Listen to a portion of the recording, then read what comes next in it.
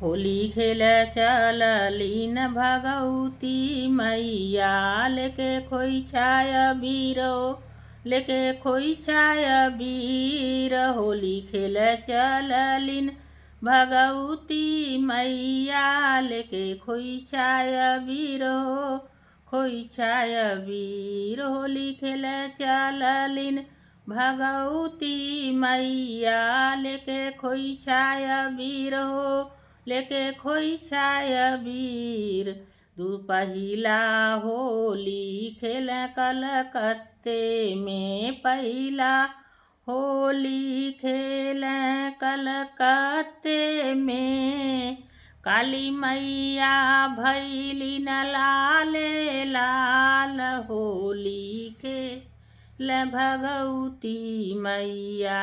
काली मैया भैली लाले लाल होली खेल भगवती मैया।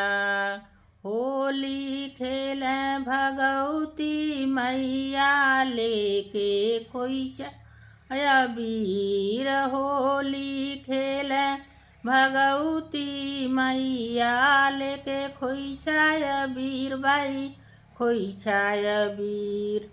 दूसरा होली खेल मैहर में दूसरा होली खेल मैहर में।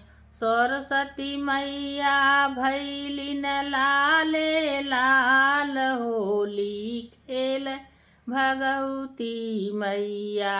सरस्वती मैया भैलिन लाले लाल होली खेल भगवती मैया। होली खेल भगवती मैया लेके खोइछाय बीर खोइछाय बीर भाई खोइछाय बीर। होली खेल भगवती मैया। तीसरा होली खेल विंध्याचल में तीसरा होली खेल विंध्याचल में। तीसरा होली खेल विंध्याचल में। तीसरा होली खेल विंध्याचल में। देवी मैया भैलिन लाले लाल होली खेल भगवती मैया। देवी मैया भैलिन लाले लाल होली खेल भगवती मैया।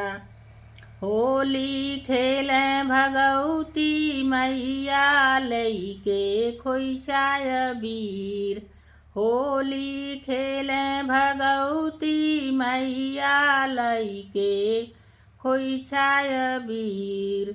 चौथा होली खेल अम्बे में चौथा होली खेल कड़े में। सातो बहिनी भैली लाले लाल होली खेल भगवती मैया। नौ बहिनी भैलिन लालम लाल होली खेल भगवती मैया।